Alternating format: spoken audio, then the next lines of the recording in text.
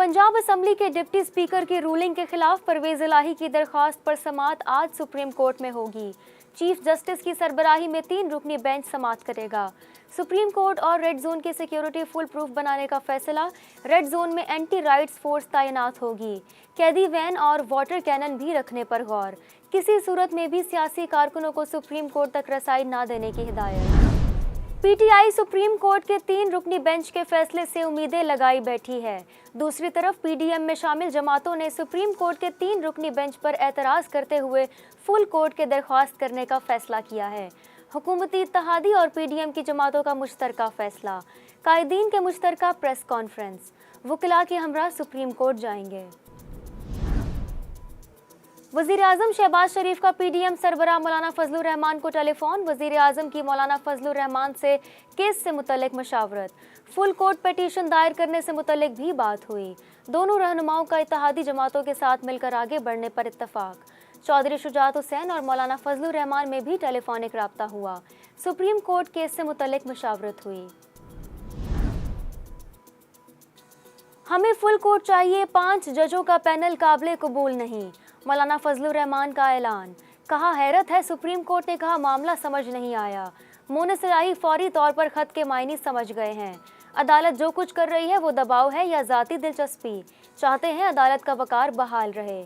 इमरान खान की सियासत झूठ के बयानिए पर खड़ी है। सुप्रीम कोर्ट बार एसोसिएशन और पाकिस्तान बार काउंसिल भी मैदान में।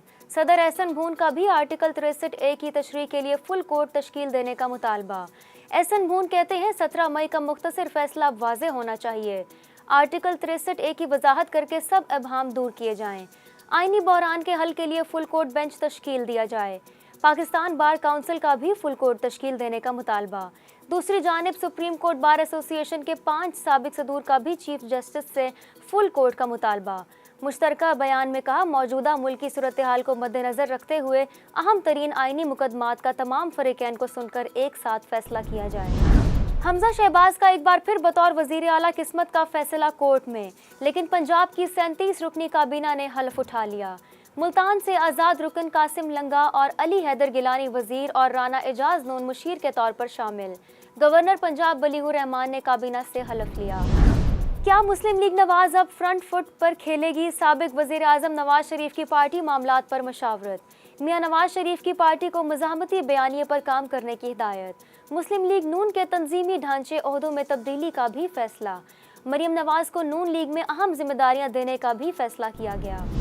मुल्क में सियासी हलचल, लेकिन पिछले एक हफ्ते में बहुत मुतहर्रिक रहने वाले साबिक सदर आसिफ अली जरदारी अचानक दुबई रवाना। आसिफ अली जरदारी की ज़ाती मसरूफियात या कुछ और?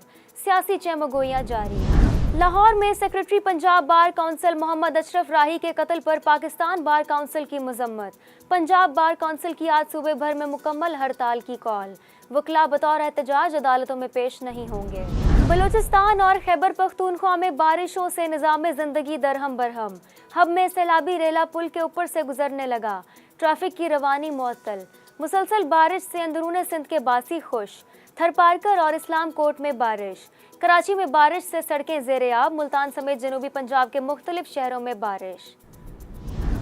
मुल्क में कोरोना से मजीद 2 अफराद जाँ बहक। 24 घंटे के दौरान 582 नए केस रिपोर्ट। कोरोना मस्बत केसेस की शरह 3% रिकॉर्ड। 178 मरीजों की हालत तशवीशनाक। मुजफ्फराबाद में कोरोना मस्बत केसेस की शरह 19% से तजावुज़। पेशावर में शरह 11.49। एबटाबाद में 9.3% से तजावुज़ कर गई। पाक श्रीलंका दूसरा टेस्ट। श्रीलंकन क्रिकेट टीम पहले इनिंग्स में 378 स्कोर बनाकर आउट। पाकिस्तान को 2 मैचों की सीरीज में 1-0 की बढ़तरी हासिल।